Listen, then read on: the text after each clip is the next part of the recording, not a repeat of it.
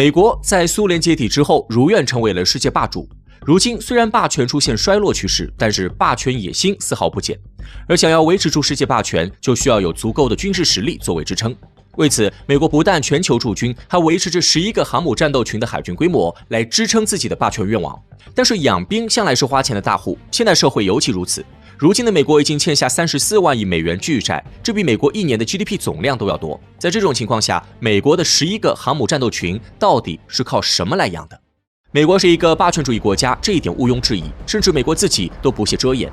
前总统特朗普直白地喊出了美国优先的口号，现总统拜登的国务卿布林肯也是在国际场合上直接宣扬的饭桌菜单论。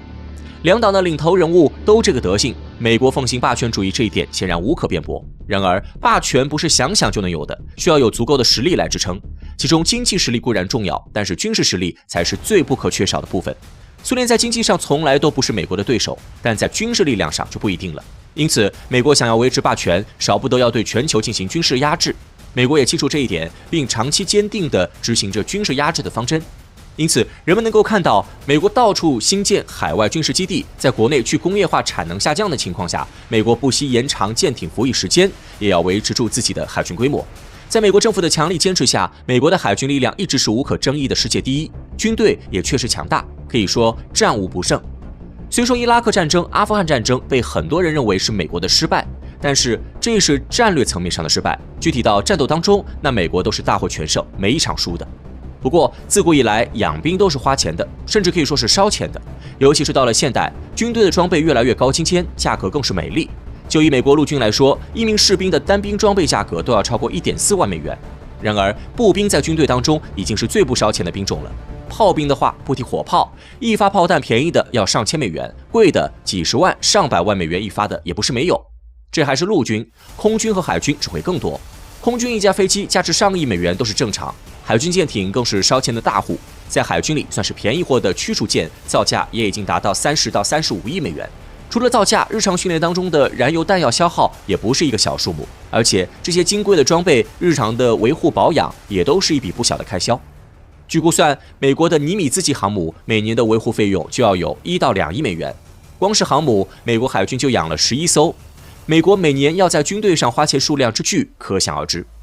在这样维持军事实力的情况下，美国的军费预算不仅是世界第一，还是压倒性的第一，凭借一己之力占据了全球军费总开支的40%，比第2到第9加起来还要多。而就这样，美国依旧不满足，军费开支连年上升。2024年，美国军费预算达到了创纪录的8860亿美元，比世界上经济排名在20名之后的那些国家的 GDP 总量还要多。就这还没有算上美国驻军所在的国家承担起的海外军事基地所需的费用，以及北约共同防务预算当中有多少其他国家交的钱，实际上被用在了美军的身上。各方面算下来，美国的军费开支简直令人心惊。虽有分析说，一个国家的军费开支占 GDP 的比例在2%至4%之间都算合理，但事实上，如果不是面临安全风险，绝大多数国家的军费开支比例都不会超过3%，甚至于很多周边环境比较安全的国家，军费支出占国家 GDP 的比例不到2%，更多经费被拿来发展经济。欧洲多国都是如此，中国也是这样。美国坚持花钱养军，固然威风凛凛，但财政上也有不小压力。别看美国是世界第一大经济体，但它也是世界上最大的债务国。截至2023年年底，美国国债金额已经高达34万亿美元。事实上，美国还真不怕欠债，因为欠债这件事，美国自身是能够占到便宜的。美国这个国家或许是因为从建国之初就在欠债，他们对于债务问题有自己的独到理解。独立战争时，美国人的钱不够了，最后只能去找英国的对头法国借了7500万美元，还拖欠了一些士兵的工资，最后打赢了这场战争。独立后，美国人还没来得及高兴，就不得不面临债务的问题。甚至于建国当年，美国的国会都因为许多议员要躲避讨薪士兵而没能顺利召开。面对这样的窘境，美国也没别的办法，只能是拆东墙补西墙，玩起了借新还旧的把戏，大量发行国债来解决问题。当然，这些国债欧洲也没少购买。通过卖国债筹来的钱，美国人不仅仅是还了到期的欠债，还建起了自己的经济基础，美国经济开始稳定发展。而与此同时，欧洲却在打仗，经济当然就受到了拖累，此消彼长之下，美元就不断升值。等过了几十年，美国打算还债的时候，就发现当年自己借的7500万美元，现在只用6500万就可以还清了。这次经历让美国充分地意识到了借鸡生蛋的妙处，用别人的钱来发展自己的经济，经济发展的利好远远高于还给别人的利息，国债的那点利息甚至都不一定能跑赢通胀。等到2战之后，美元成为了世界货币，那美国就更加不怕欠债了。说句不好听的，美国国债是用美元还的，美国自己开动印钞机印个钞票不就完事了？原本还要担心超发货币导致的通胀严重，但现在美元成了世界货币，这个问题也不用再担心了。美国可以通过自己世界货币的地位，将危机转嫁给其他国家，洗劫他国财富，维持本国发展。于是美国自己的经济遇到了什么问题，就通过借债来解决。美国的债务金额自然是节节攀升，不知不觉间达到了35万亿之巨。国际社会能够承担的美元数量也是有限的，美国这些年增发货币转嫁危机的次数太多，已经把这个空间消耗的差不多了。偏偏近些年来受到疫情的影响，美国经济正是危机时刻。传统上，美国经济增长的主要动力即消费、投资、政府支出和对外贸易，如今都出现了困难。消费是美国经济增长的最主要驱动力，占 GDP 的约 70%， 但由于新冠疫情的冲击，美国消费者的信心和收入受到了严重的打击，导致消费需求下降。虽然随着疫情的缓解和财政刺激，美国消费支出有所回升，但仍低于疫情前的水平。而投资不仅是美国经济增长的重要来源，也是创新和竞争力的关键因素。然而，由于美国政府对中国发起贸易战，中国也及时有力地进行了还击，导致美国企业的成本增加，还面临许多不确定性风险。在这种情况下，美国资本的投资意愿自然下降，即使是仍在进行的投资项目，回报率也受到了打击。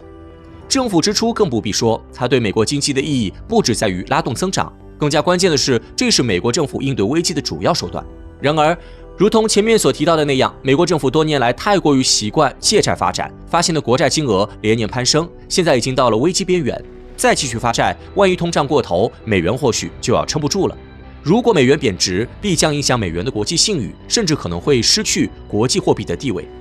这不是没有可能的。当初美国放弃美元与黄金的绑定时，就一度面临过这个风险。好在最后及时找到了新的绑定物石油，才成功脱离危机。而如果失去国际货币地位，美国这套借钱发展术肯定就不能这么无限玩了。欧债危机就是一个典型的例子。再说，其他国家也都不是傻的，眼看美国债务节节攀升，风险增大，也不会无脑增持。在2023年，就有不少国家开始去美元化了。对外贸易方面更不必提，虽然它曾经为美国的经济发展提供过动力，但是那都是老黄历了。想要通过外贸来提振国内经济，那得是贸易顺差地位才行。曾经美国做得很好，在2战时期，美国是名副其实的世界工厂。但是自从美国玩起了金融收割，发现金融来钱容易，资本自然是向金融方向转移，而且经济全球化格局越来越明显。资本发现，在发展中国家搞工业比在美国便宜很多，自然是把工业产业向发展中国家转移，美国的贸易就逐渐由顺差转逆差。现在的美国就陷入了两难境地，如果要继续借债，就不得不面临债务危机暴雷的风险。可是如果不借债，美国的经济又很难恢复。唯一能够让美国松口气的，美国的霸主地位还在，美债暴雷不会那么容易。只是当前世界多极化的趋势已经日益明显，美国的霸权又能够维持几时呢？今天的美债推得越高，到时候美国的危机就会越严重。